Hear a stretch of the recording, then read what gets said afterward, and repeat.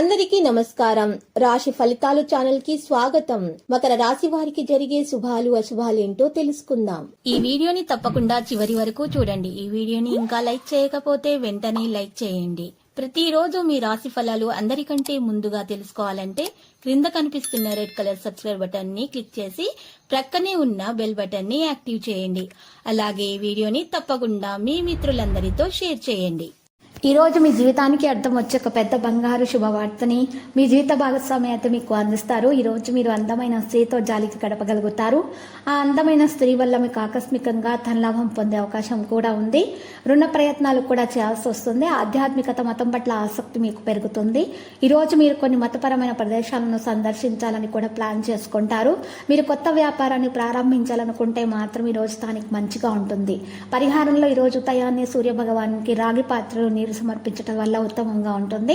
పైలో ఉన్నటువంటి సానుకూలతలు అనేవి ఫలిస్తాయి. విద్యార్థులు ఉపాధ్యాయుల నుండి మద్దతు కూడా పొందుతారు. భవిష్యత్తు వ్యూహం గురించి పనిచేస్తారు. అయితే మీ పనిలో రహస్య శత్రువులు మిమ్మల్ని ఇబ్బంది పెట్టే అవకాశాలు ఉన్నాయి కాబట్టి జాగ్రత్తగా ఉండాల్సినటువంటి సమయము. మీ డబ్బు చాలా కాలంగా ఎక్కడైనా నిలిచిపోయి ఉంటే కనుక ఈ రోజు మీరు దాన్ని పొందొచ్చు.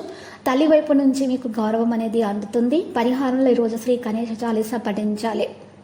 ఇక స్త్రీలైతే నూతన ఆభరణాలు కానీ బంగారు ఫ్యాన్సీ స్టేషనరీ మరి ఆభరణాలు కానీ కొనే అవకాశాలు ఉన్నాయి. అటువంటి వ్యాపారస్తులకు కూడా చాలా లాభదాయకంగానే ఉంటుంది అనిపిస్తుంది. దూరపు బంధువుల నుంచి ఆహ్వానాలు కూడా అందుకుంటారు. వినోదాల్లో పాల్గొనే అవకాశాలు ఎక్కువగా కనిపిస్తున్నాయి. మిమ్మల్ని పొగిడిన వారే విమర్శించడానికి వెనుకాడరు. జాగ్రత్తగా ఉండాలి. ఆర్థికంగా నిలదొక్కుంటారు. తలపెట్టిన పనులు ఆశించినంత చురుకుగా సాగవు. తరచూ దైవ సేవ పుణ్య కార్యాల్లో పాల్గొంటారు. ఉద్యోగస్తులు విశ్రాంతి అనేది వారికి లభిస్తుంది. ఇచ్చిపుచ్చుకునే వ్యవహారాలు వాణిజ్య ఒప్పందాల్లో పెద్దల సలహా పాటించడం మంచిది.